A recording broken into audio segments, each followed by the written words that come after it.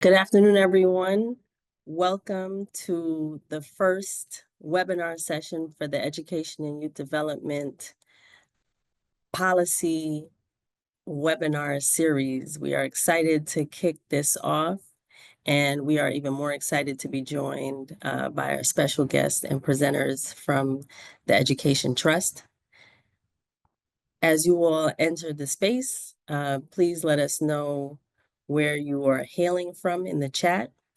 My name is Adenike Huggins. I'm Senior Director, Education Policy and Advocacy here at the National Urban League, and it's great to be among so many familiar and also new faces and names. So to give you a little bit of background about what this webinar series aims to accomplish is really to galvanize across the movement promising practices as well as work in the education and youth development space that we can all share, learn from, and implement within our communities.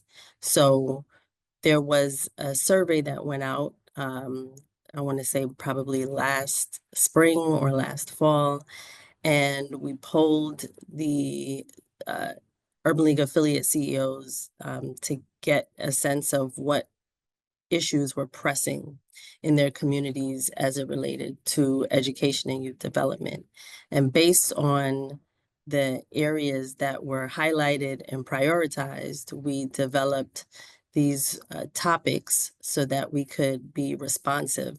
Now, obviously, in this day and age, so many things are changing rapidly, but I do hope that what we are intending to do does hit the mark on what is needed within our communities, because I think we all know that we not only have to be on the defensive, but we also have to be on the offensive. And I hope that as you all come into this space and join us for subsequent webinars, that you can find this as, use this as a resource, as well as a space to learn and to grow within your practice. So again, we are kicking off our series this month, and we will be joined shortly by our colleagues from the Education Trust.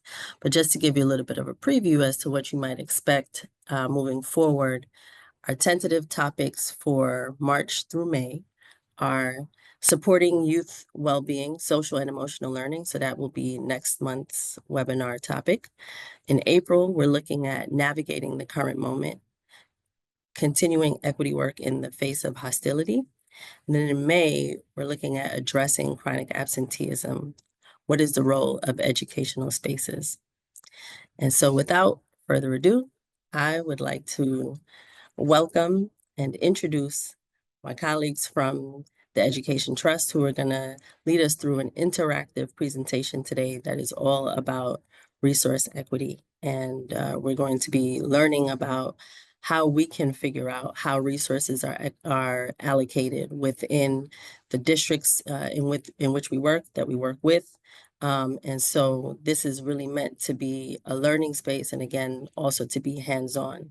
So we will have an opportunity to go into some breakouts, perhaps a little bit later. But again, like I said before, without further ado, we'll turn it over to Shana Levitan and Nicholas Munyon-Penny from the Education Trust.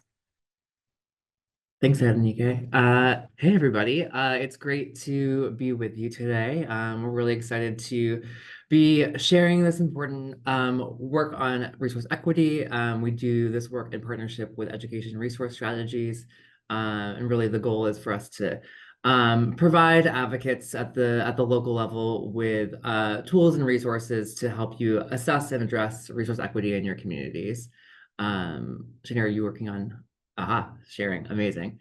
So what we're going to be doing today is we'll introduce ourselves, and I'll introduce Shana in just a second, go over a little bit about how we define resource equity and what the Alliance for Resource Equity is.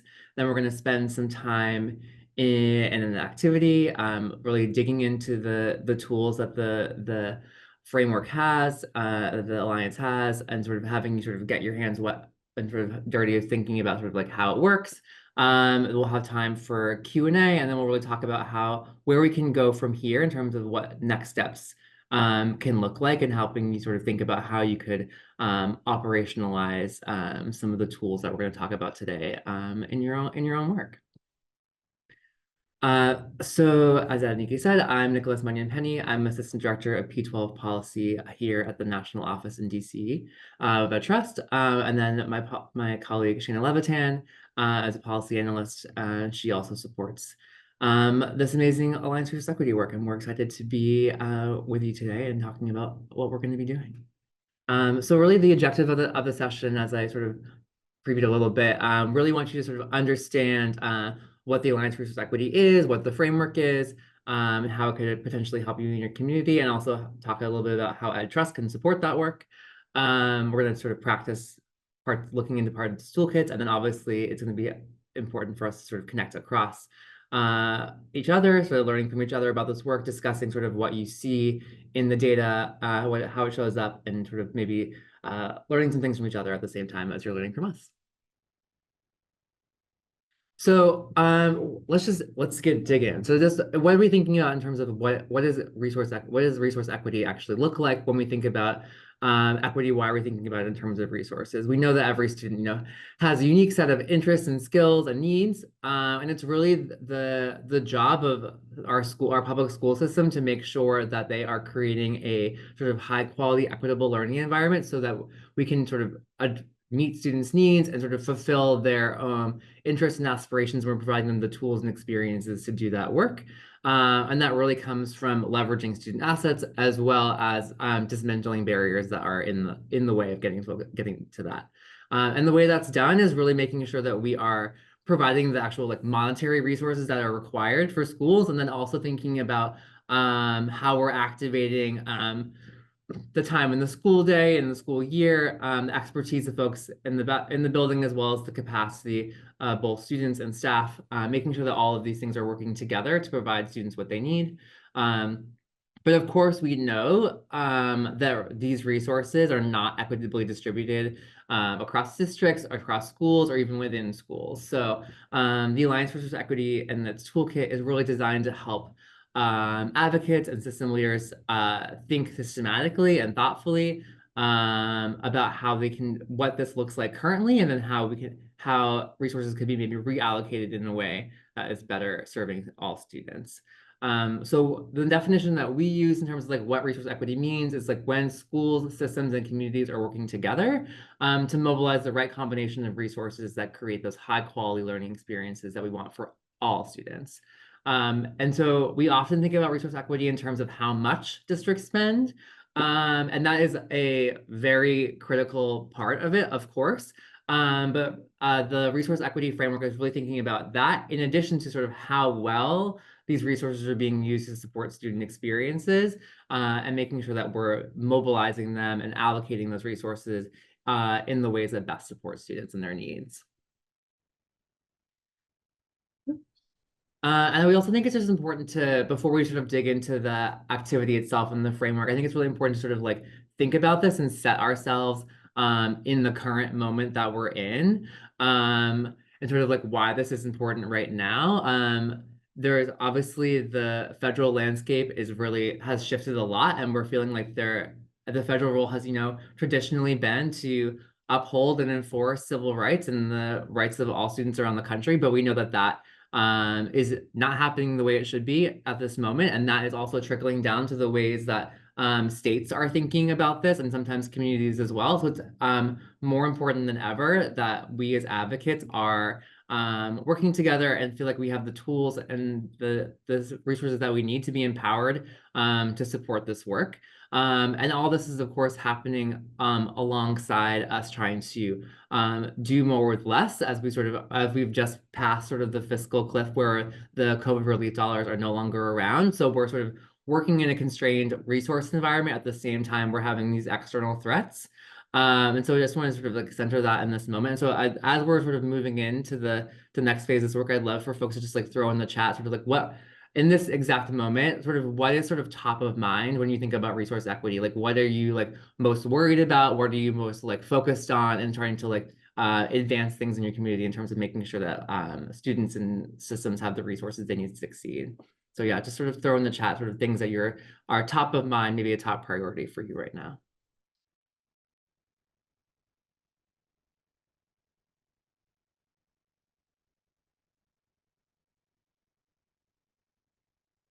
Yeah, absolutely. Decreased funding is definitely something I'm thinking a lot about.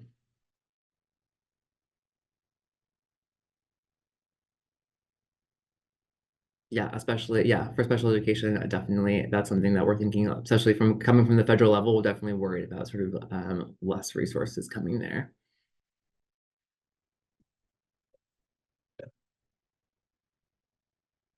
Right. I encourage you to keep putting those things in the chat that are a priority for you, and I'm going to pass it over to Shayna to move us into the next part.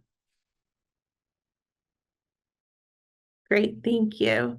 So yeah, how do we make sense of all of the resources that inform students' experiences in schools? We know that advancing resource equity in our community is really important, but there are a lot of resources, and providing some frameworks and shared languages around how to understand these resources is really the first part, and where we start with the Alliance for Resource Equity.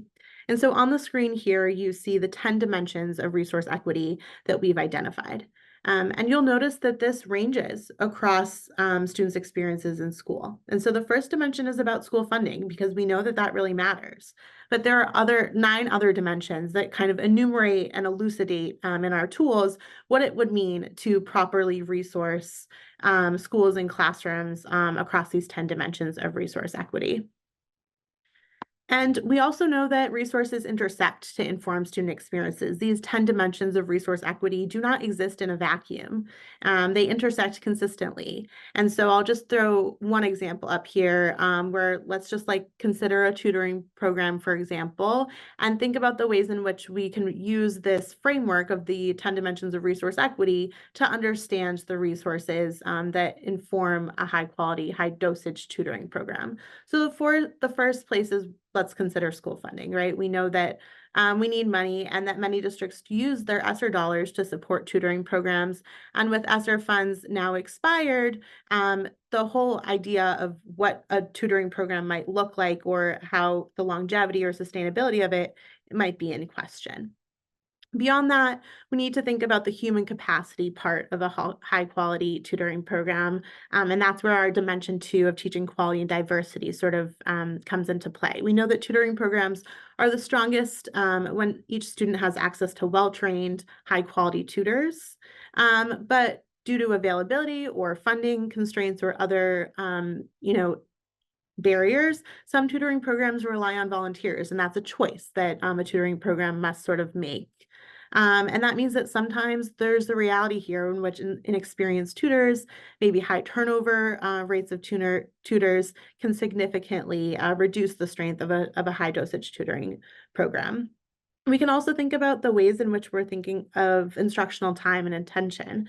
The idea of a high dosage tutoring program is that it's high dosage, is that it happens multiple times throughout the week, and that's how research has played out that is when programs are most effective.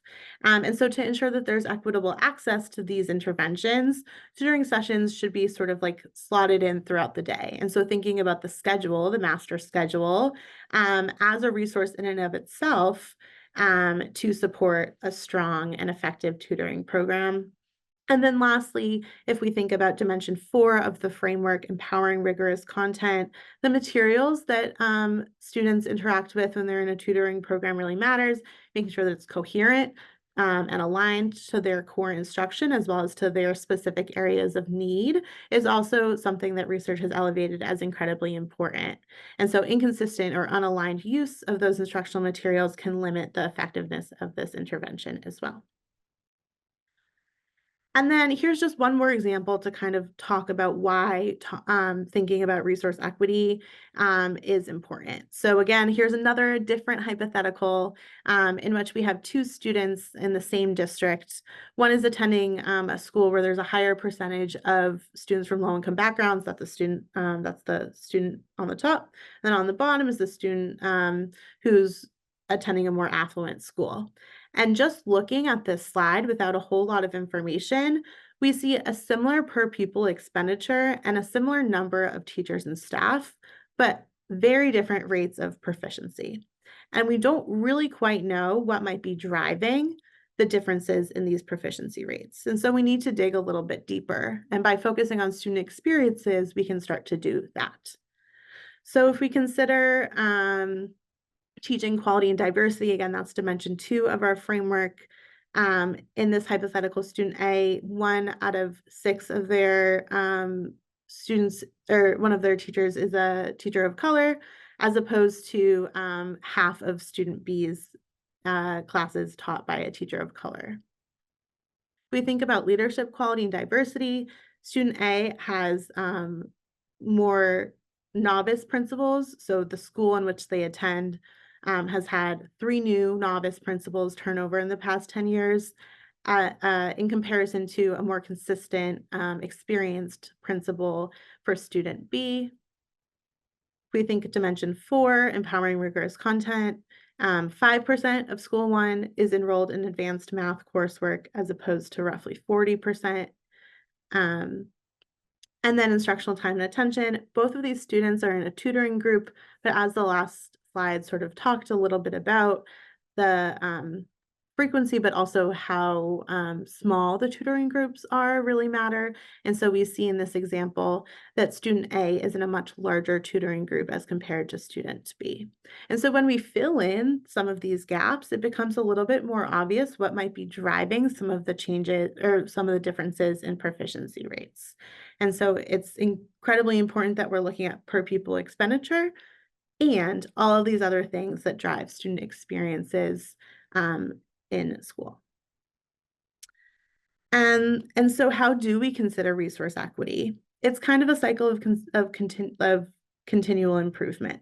So here we have kind of our current distribution of resources for number 1, and then we need to understand how they're being used and how we could make adjustments to better serve our students, and then consistently evaluate that distribution, make adjustments, evaluate our student need and our student sort of how that's changing over time to better meet to better drive resource equity.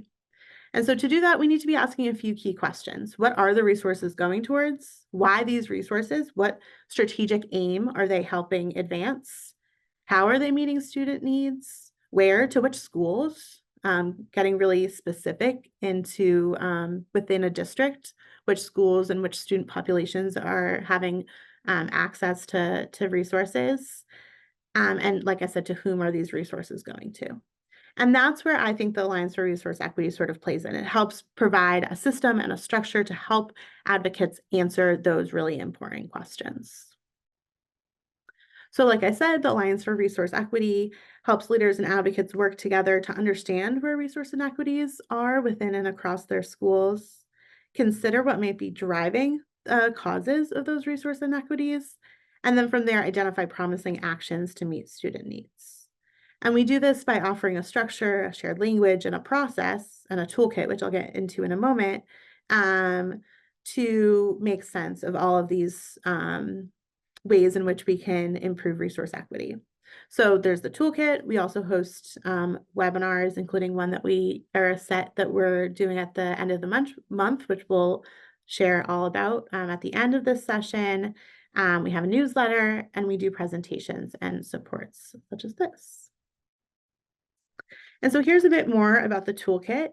The first, it's kind of a little bit like a roadmap, is called the Education Combination. And so this breaks down the framework of the Alliance for Resource Equity and goes through the 10 dimensions that I outlined on the screen, on the slide a bit ago, and outlines the research behind why each of these dimensions really matters.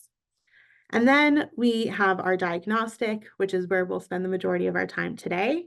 And that helps advocates as well as district leaders kind of assess the strengths in their district as well as the weaknesses and the areas to improve. And so that asks key questions and asks advocates to consider a range of data and artifacts across the whole framework. We'll just be digging into one part of that today. From there, we have the guidebooks, which again ask you to dig deeper to consider underlying root causes as well as potential actions based on those root causes. We have an advocating across government guide that helps advocates understand who they should be asking and who they should be targeting their advocacy towards. Often, district leaders and school level leaders have a lot of sway and decision-making power, but understanding specifically what that may look like, as well as the other actors that you might need to advocate towards, be it state level, school board, things like that. These guides break that down. And lastly, we have case-making decks that help advocates kind of summarize all of this information in order to make the case to their other peers as well as decision makers to kind of to undertake a specific strategy and action. And so just a bit more about the diagnostic, which again is what we'll be digging into today. We can use this tool to understand the state of resource equity in our community, and it outlines the diagnostic process across all 10 dimensions with key questions for each.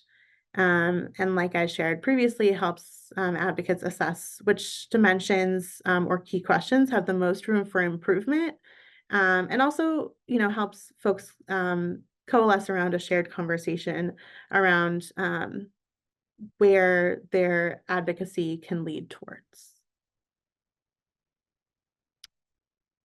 And so with all of that, I preface that because we are going to move into an activity. And we're going to explain the activity in just a moment, but I'm just going to share a bit more about the data that we'll be digging into first. We are going to be unpacking and working together to go through a set of data to complete a part of the diagnostic, because we found that we can talk about these tools, we can show screenshots, but it's really when we kind of use data and work through the tools themselves that folks on the line really start to understand what a process might look like to undertake this work together and in community. And so about the data, we're going to be using abridged and anonymized data from a large suburban district in which they contracted with a third-party consultancy organization to conduct an anti-racist equity audit. This data is from 2020, so it's a bit outdated, and you'll see that there are mentions of like rates of demographics and things from like 2018, 2019. That's sort of why, because it's data from 2020. And our data will be organized in a packet that we'll go through. And so the packet starts with our diagnostic. We'll go into some document and policy reviews, and then some surveys, and then focus group quotes. So that's just a bit of background about this data that we're about to jump into. And Nicholas, I will turn it back over to you to go over the instructions for the activity. Awesome. Okay, so we're going to be doing this, excuse me, activity partially all together in a big group, and then we'll spend some time breaking up into smaller groups to dig in deeper into some of the data. And we'll break down each of these steps one at a time, but just want to sort of give you an overview of what we'll be doing totally together. So first, we're actually going to look at a page of the diagnostic. We're going to be focusing on dimension 2 around whether or not one of the key questions dimension 2 around whether or not the teacher workforce in this community reflects the student diversity of that community.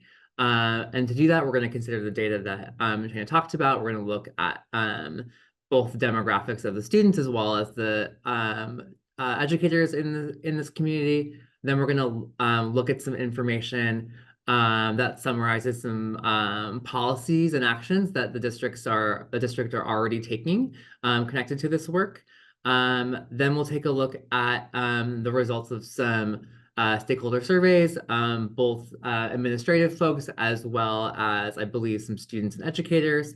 And then we will look at some focus group quotes. So the folks that did this review also conducted focus groups with folks in the district as well as folks in the community. And so we've selected just sort of a handful of quotes that I think capture sort of the general sense of what was in the sort of the larger packet. And after we consider this data together and in your small groups, the goal is that in your small groups, you'll be writing a few statements about sort of like what the data is saying, what we're sort of like learning from the data. And then the goal is that we will go back to the questions that are sort of stated there in the statements that are in the diagnostic tool.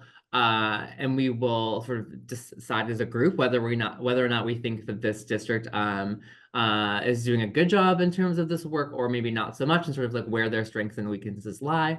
And then if we'll have time, we'll dig into the guidebooks too. But that's what we'll be focusing on today. Before we just get into the actual activity, I'm just curious if anyone has any questions about sort of the framework itself, or about just like about the activity that we'll be doing. So feel free to throw them in the chat or jump off mute if you just have any sort of initial questions before we really dive in.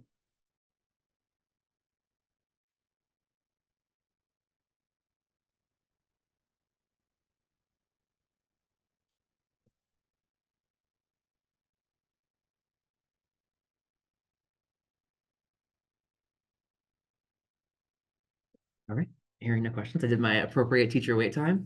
Let's dig into the activity.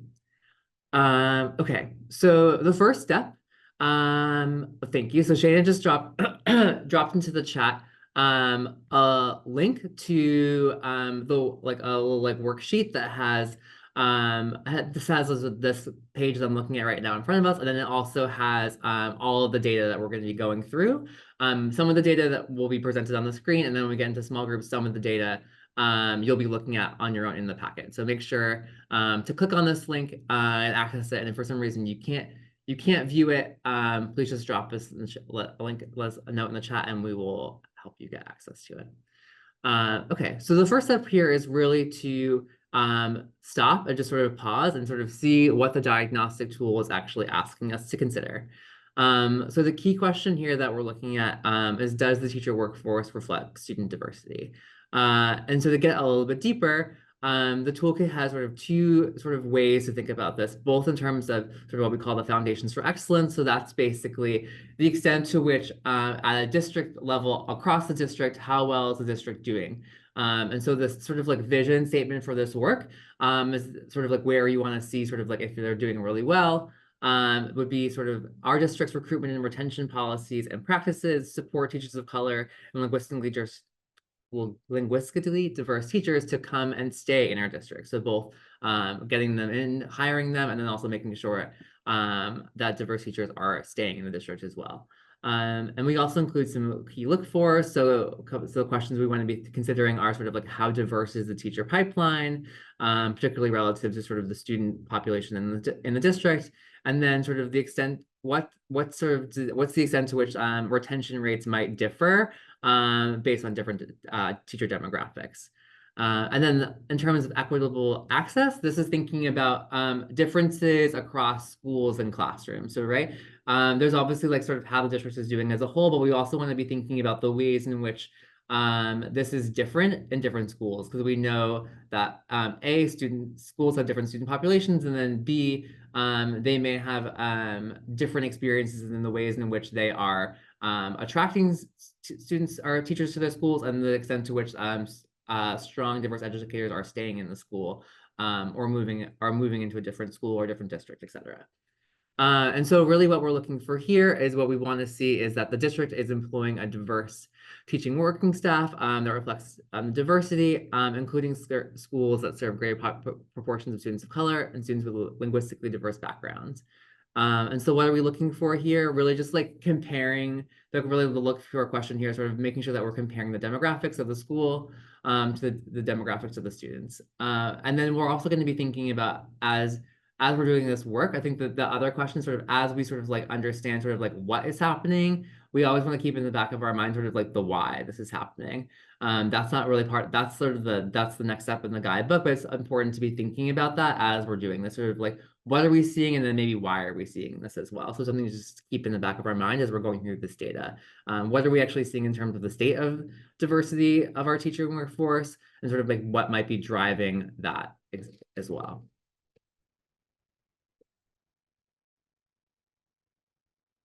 Okay, so the first part of this data we're going to look through together. So I'll read these aloud, and then I'm gonna force you to participate. I'm gonna have folks either come up mute or put into the chat sort of just like what are what are your observations based on this data? What's sort of like sticking out to you based on what's here? So we see what we're learning is, while the district is making efforts to hire highly qualified, diverse staff, the district is still recruiting a majority of white teachers. In 2019, the incoming teachers were 60% white. This is teachers that are being hired that year, 60% white, 14% Hispanic, and 12% Black. And this is in comparison to a student body that is 29% or 27% white, 32% Hispanic, and 21% Black. So we're seeing those differences there. And then we're seeing, so the sort of the gap there is a 46% gap between the percentage of students of color and the percentage of teachers of color in this district. And they also note that this is one of the biggest gaps in the state. And then the last thing that we'll see here is that there's a small increase in the percentage of new teachers who are Black and Hispanic. It was 11% in 2018, and then 14% in 2018, and then similarly a small uptick from 7% to 10% in terms of new incoming teachers that are Hispanic. And that is where we're at. And we have seen that there's been a little bit more increase since then as well. So we'd love for folks to just like either come off mute or put in the chat sort of like, what's your takeaway from just like looking at the straight demographics as to like where this district is at in terms of addressing trying to make sure that the sort of the demographics of the students and teachers are similar.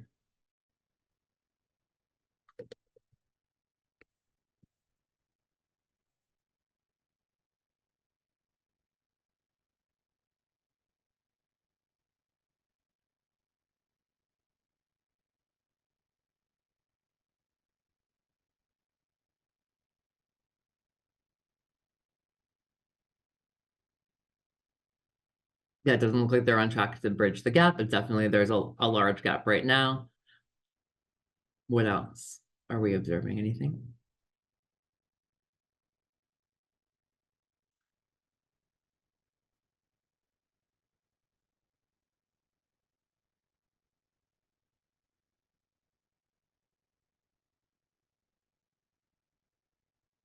Yeah, sounds like there's some progress, but not enough. It's not fast enough. I think there's a question around what specific efforts are they making. We're gonna get to that in a second, don't you worry. And then yeah, we're seeing sort of like the rate at which they're hiring diverse teachers. There's definitely like, you know, some movement here. It's not as if the district is unaware that this is something that they want to work on. Or at least, or maybe it's just sort of like incidentally this is happening, right? It's hard to tell at this moment. Like maybe it's just sort of like luck of the draw that they're having a more diverse population, or maybe they're being more intentional. So it's hard to tell right now, but there's definitely like more progress needs to be made. Absolutely.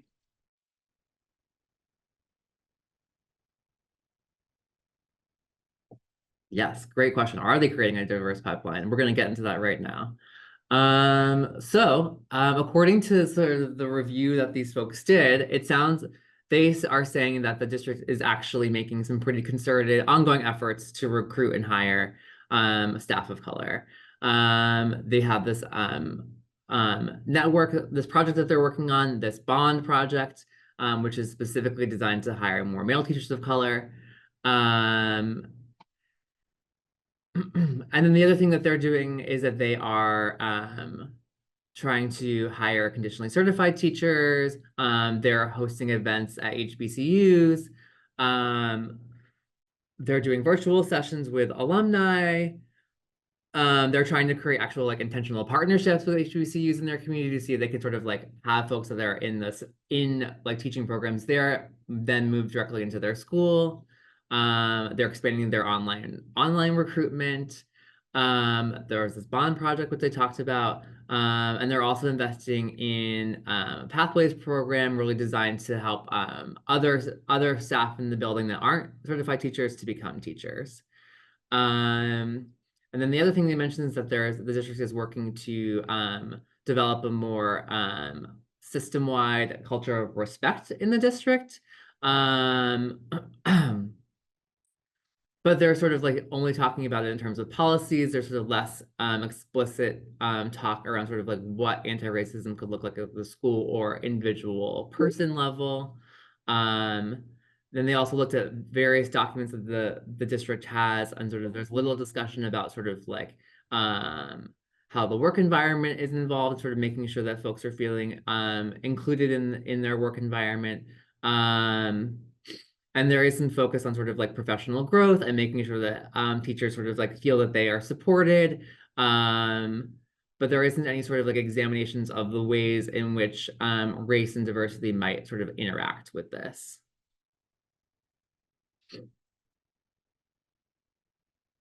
Oh, can you go back, Shana?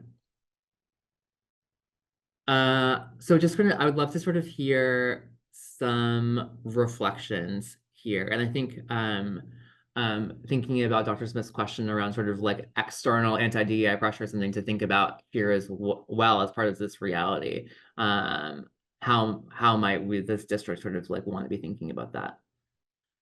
So yeah, just sort of curious, based on sort of like what we saw in the last slide, how are we thinking about what we see here? What are the efforts of the district looking like? Are we sort of like feeling like this is promising? These seems like maybe promising practices, less promising practices, anything else that sort of like we think is sort of illuminated based on this information?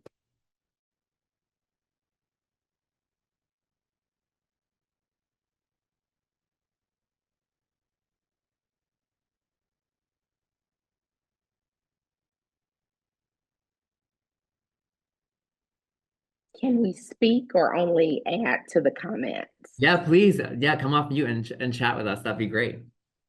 So I think that, first of all, good afternoon to everyone. But I think that looking at this information, they may be doing a great job of recruiting and hiring staff. That's the easy part. But what happens when you get staff there? Are you including them in the decision-making process? Are you giving them the tools and the resources that they need in order to be successful and to remain in the field? So I think the easy part is getting people in the door. Not easy, but what happens once you get them in the door? Because we can put on a dog and pony show and tell you everything that we offer and all of that. But at the end of the day, once I'm there, are you giving me what I need in order to be successful and remain in the field? And so that generally doesn't happen. And particularly in South Carolina has been struggling for a long time with diversity. And now you have the pressures, the anti-DE&I pressures are mounting. And I'm afraid of what that's going to, look like for our school system. Yeah, I appreciate those reflections. Yeah, there seems to definitely be more of an emphasis on the recruitment side of this and definitely less on the retention side. But I'm curious sort of like if folks think that the things that the district is doing on the recruitment side are enough or or maybe are sort of like having the effect that the district hopes they're having. What are folks' thoughts there? Just other general reflections on this piece. I had a question. Or a comment. Hi, everyone. Nicole from West Michigan. Two things. it's great when you're specifically targeting, for example, HBCUs, alumni, et cetera. But there are a lot of PWIs that have amazing African American and Black teachers who go into education, and targeting a school just because it's an HBCU to me doesn't seem like that's, it's almost like, well, we said we went there just to prove that we're addressing this issue. Going to an HBCU does not necessarily mean that you're actually addressing it. You're just saying, I just went to a Black school to recruit Black people to teach Black kids. But what if that particular school's programming isn't, the teaching program, the education program isn't their top rated program? Maybe it's business. Then what was the purpose of going to recruit there when you could have went to a local PWI that has a large Black population that could have done the same thing? So I don't think it's the location. It kind of just seems like they did it just to, check the boxes. And Mm. then the other part was the district aims for, system-wide culture. Culture looks different in different spaces. And if the culture of respect in, for example, South Carolina doesn't address DEI at all, bringing new teachers into that space talking about you're addressing culture. Well, if your culture is disregarding DEI in all aspects, then you're not going to keep them there. You're not going to keep qualified talent there. Whereas if your culture is really focused on DEI in a different space or in a different, type of state or location, then yeah, you might be able to keep more people. So using that term, it's not a broad-based term. It's very reflective of the location and the situation. So if they're trying to use that, it could be very, it could backfire. Yeah, absolutely. I think your point around sort of just like the checking the box really resonated with me, in particular, sort of like we're seeing sort of like the things that folks think are going to work, but the question is sort of like, are they actually effective, and are we sort of like thinking through them in the like at a strategic level and really thinking like one step deeper to make sure they're actually helping us meet our objectives. I really like that.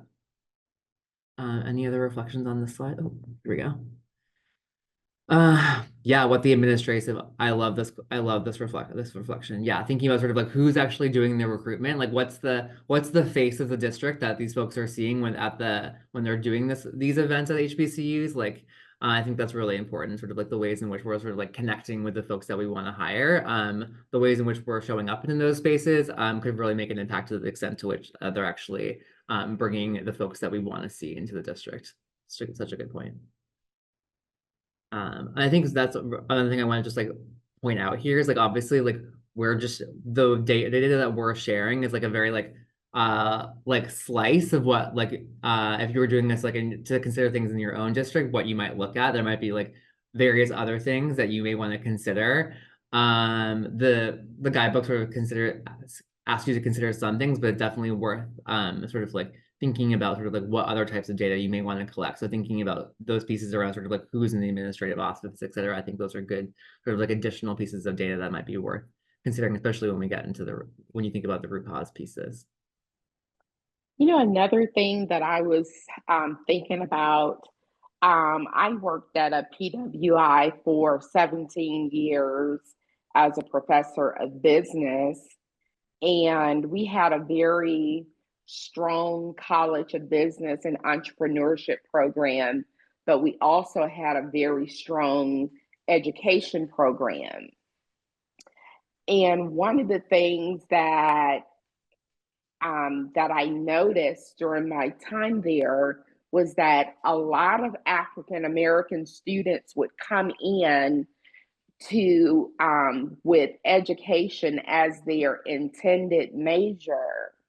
But after the second or third year, when they could not pass the praxis or they couldn't get entrance into the actual education program, they would actually change their major to business or something else because they didn't have the resources needed to help them be successful in passing the praxis and the other exams, whether it's praxis 1, 2, or 3, or whatever the case may be.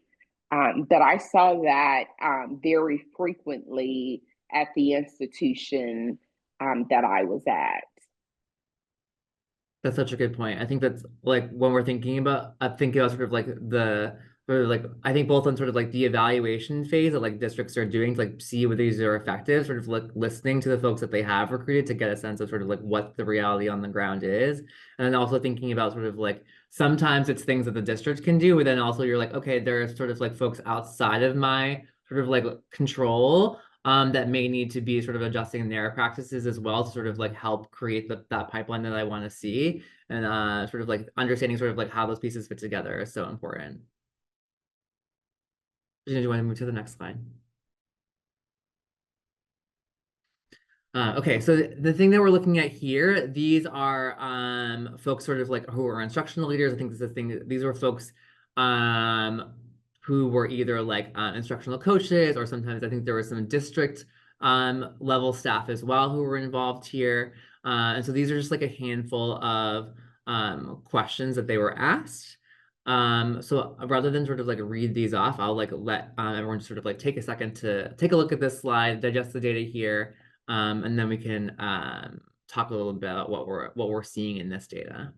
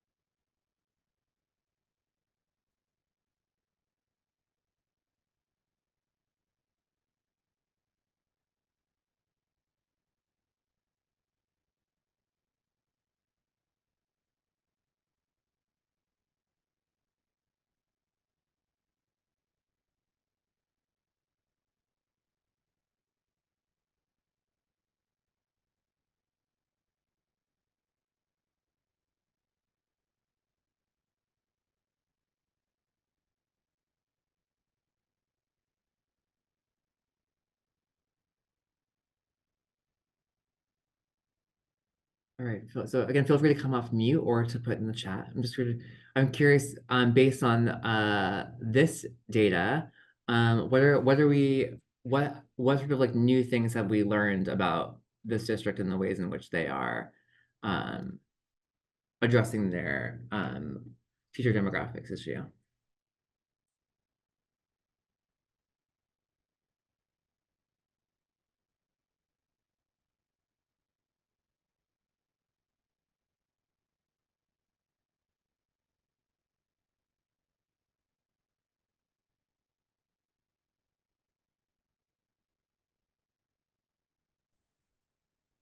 It looks like, at least for a good portion of this, the recruitment and candidates, et cetera, it may not have been their best work, but they're working on it. It looks like there's a large pool of, working towards some sort of establishment.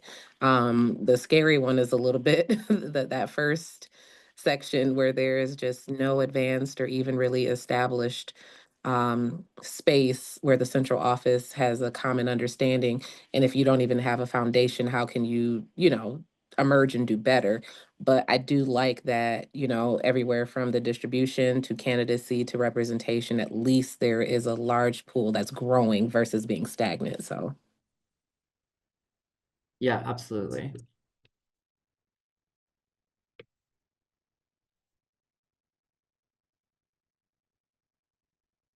Yeah, and you can put in the chat too. I think, yeah, there's like definitely this one bar at the very top that sort of like, it seems like the central office staff, and their sort of like orientation to this work, maybe one of the things that is sort of like driving what we're seeing, maybe like less at the school level and more sort of like at the district level. We talked about sort of like who is the face of the district as we're doing that recruitment effort.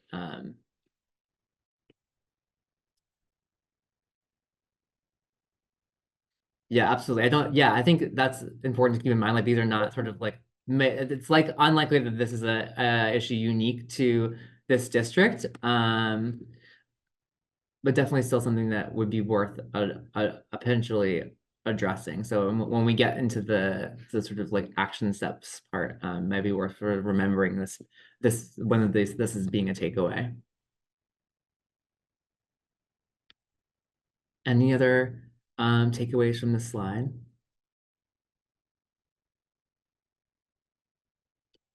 Or reflections on how this connects to the things the other slides we looked at?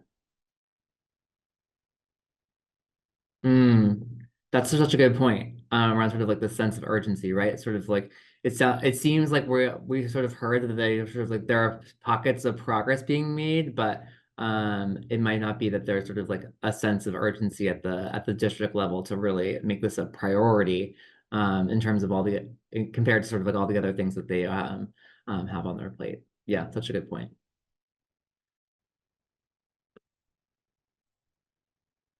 Okay. Now that we've spent some time digesting some of the data together, what we're going to do now is we're going to break up into a couple of breakout groups. There's going to be a handful of you in each room. And just a reminder, if you haven't already, to click on the link of the perfect. Thank you, Shayna. Of the data packet. There are 2 more sections of the data packet that we haven't looked at yet together. Those are a couple more pieces of stakeholder surveys and then also quotes from the focus groups.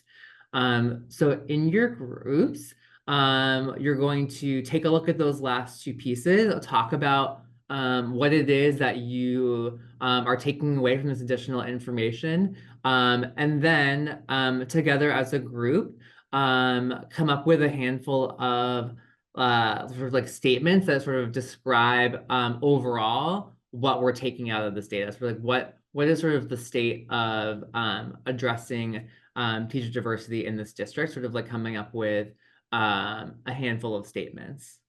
Gail, sorry to lose you, but I hope you follow up and we'll talk more. Any questions before we open up the breakout rooms for y'all?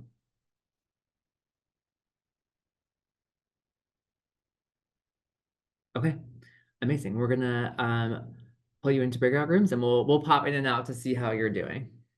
Thank you. Most of our team had to jump off because they had so I just wanted to let you guys know. No worries. It's that time in the afternoon. It's, at that hour mark or roughly there. So hard to know who needs to jump to their, I'm in Eastern time, so 4 p.m. But Oh, okay. It's only 2 over here. still.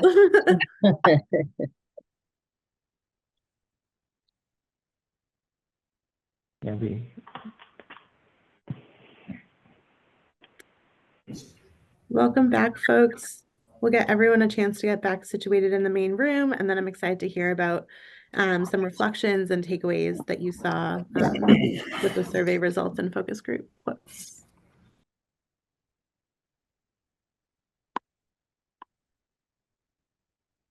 Okay. Does someone want to kick us off? What did your group talk about? What did you see in the data with survey results and focus groups? Quotes. And also, how did this additional data maybe add, change, shift your understanding of the strengths and weaknesses in terms of teaching diversity in this district that we're looking at? Feel free to put some reflections in the chat or come off mute to let us know.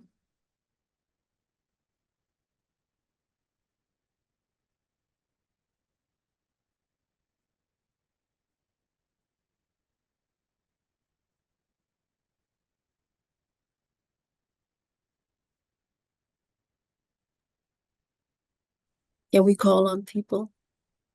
We can call on people. I don't want to put anyone on the spot. My group did get into a good conversation. No, that's what I'm saying. There was such a good conversation. So I feel like, we gotta like coax it out. Okay, I can kick off the conversation. Apologies that this is going to be a negative way to kick it off, but it kind of seemed like the district wanted to be seen as doing something without actually having accountability or follow up or doing anything. And what within the data sort of led you to that? Yeah, there were a couple of things. We looked at, pointed to some survey results that were hard to square, like 85, 90+% of people feeling comfortable talking with administration about issues around race, but still close to 50% agreed that with the statement, one or more staff members at my school have said things related to race, skin color, ethnicity, or culture that made me feel uncomfortable. So how can those two things kind of coexist at the same time within the district?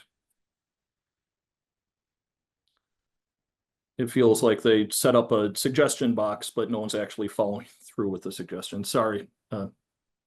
I'll stop talking now. No, that's an important reflection. Did other folks pick up on that same thing from other pieces in the data? Did you have a different reflection or takeaway? I think we had something similar where the district is doing something to show that they are being culturally responsive or culturally inclusive, but there needs to be more intentionality to go beyond that. You can't just go with, do the bare minimum. You have to, it's a continuous process of creating that culturally responsive and inclusive environment. And it seemed as though if you were white, you were more prone to say that you were comfortable or that it was a culturally responsive environment than if you were Black or Hispanic or other ethnic group.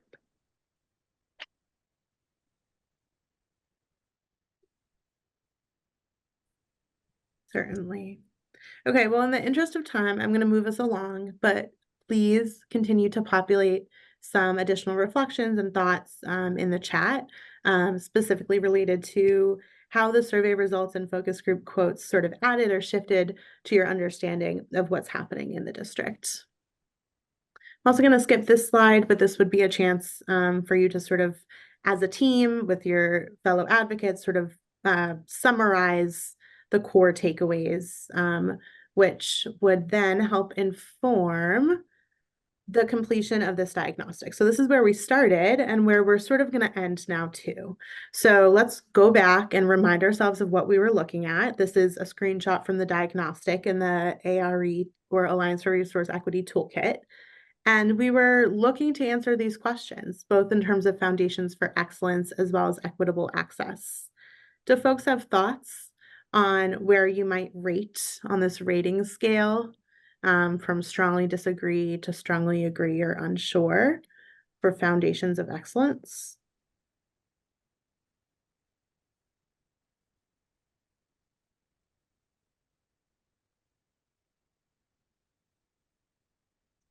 Maybe put in the chat where you would rate.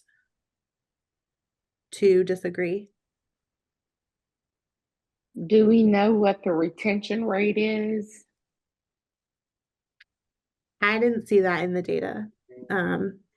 That'd be additional information that would help us answer the question, certainly.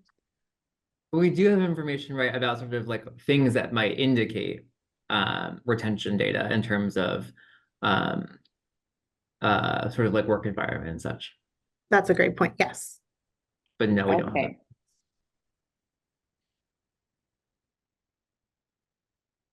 Yeah, we're certainly coalescing right now around disagree. Does anyone want to make a case for a different number, either strongly disagree or agree?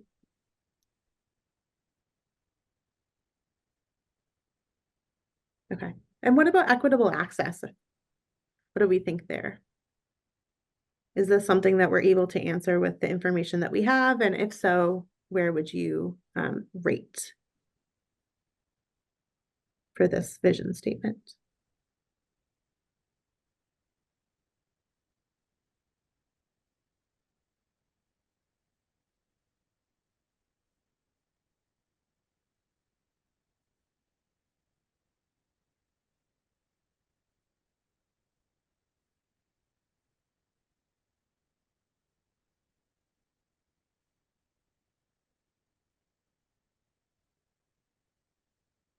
I'm seeing a 1, strongly disagree. Other thoughts? Anyone want to come off mute and talk about what are you thinking about as you're trying to answer this statement?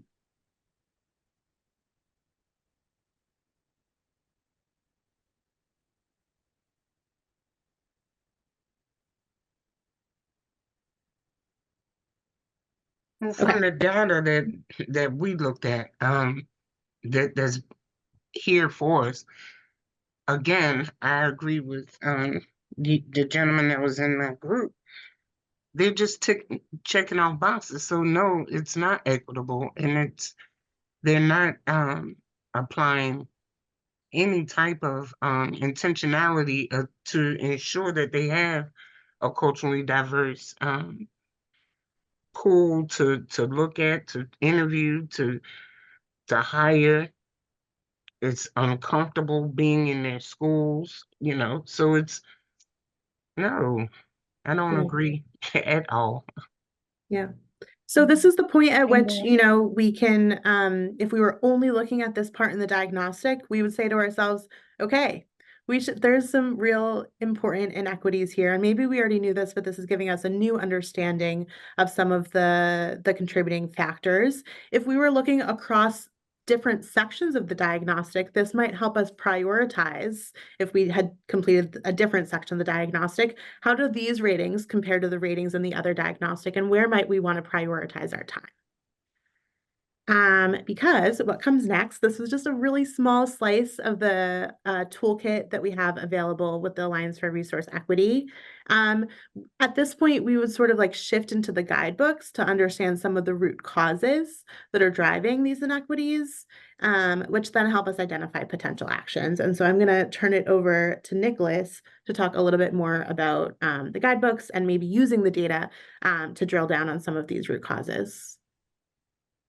Yeah, so we're not going to do this today, obviously, for time, but like sort of as if you were to do this on your own, like you can see that these are some of the root causes that the guidebooks suggest, potentially issues with the hiring, the way that the hiring policies are in place, the working conditions within individual schools, also thinking about the ways in which teachers may be being promoted or not, as well as sort of the impact of salaries, benefits, other types of pay could be having on the ways in which impact they could be having on the ways in which we're ensuring the diversity sort of reflects the teacher diversity that reflects the student diversity. And I think in particular, like the compensation one might be important to think about in terms of like if we were looking at different types of like different schools within the same district, sort of the ways in which there might be sort of like different distributions of teachers at different schools. Obviously something we didn't have in the data set we looked at today, but sort of if you were doing this on your own, something you might want to look at. Obviously, I think we talked a lot about hiring and working conditions. Shannon, if you want to like move to the next slide, we can sort of show you sort of like what the guidebook looks like. It sort of highlights different potential actions that you can take based on that root cause. So there's some here around wanting to be more changing the way that we're doing hiring practices, helping staff understand biases, setting goals around this, not just sort of like tracking it, but like what is the actual like goal we want to get to in terms of the number of teachers of color we want to have in our district, so that we're tracking progress against it. That will be sort of like happen, like we saw those numbers, but like we don't really have a sense of sort of like, is that like where we wanted to be by this point or not? Like that information wasn't there. So like thinking about thinking about sort of like the ways in which our pipeline, we want to expand our pipeline. We talked about sort of feeling like folks were just like checking the box. So really being thoughtful about ways that we can diversify the pipeline.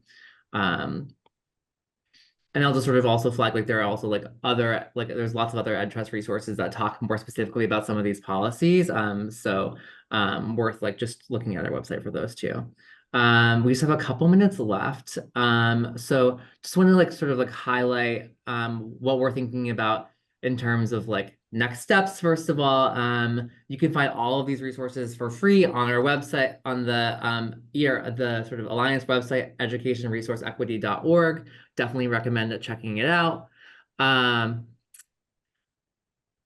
And then the other thing I would say is obviously we just sort of like did some practice with this. But if this diagnostic in the toolkit sounds like something that would be something that you'd love to like dig in deeper in your community with the folks in your organization, please feel free to reach out to Shayna or I. We would love to sort of talk to you about the ways in which we could support you in doing sort of like a deeper dive on this data in what you have in your own communities. There are some data tools some more in-depth data tools that exist on the website that you can use. And then we've also pulled data from federal and state sources for advocates to help them digest this beyond sort of like what might be available in your district. So definitely feel free to reach out to us if you want to learn more about the toolkit and how the staff at EdTrust can support you working through it.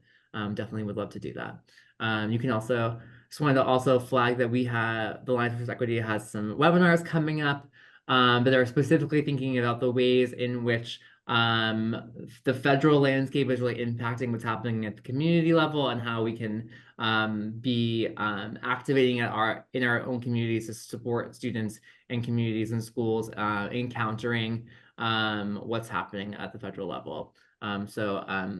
Shane just put into the chat the registration for each of these. So I encourage you to take a look at those if you're interested. And I'm just gonna pass it back to Adenike as we wrap up. Sorry for taking up every second. All right.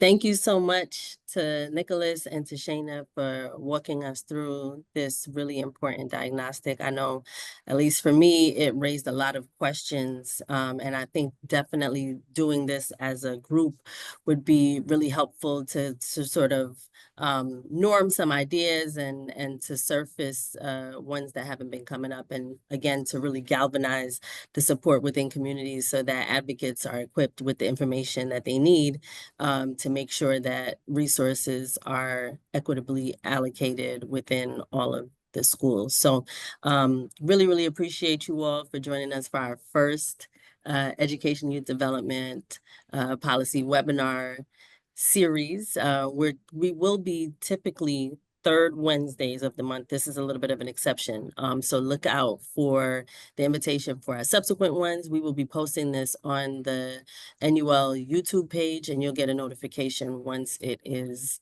uploaded. So again, thank you all for your time today and hope to see you all next month. Take care, everybody. Thanks.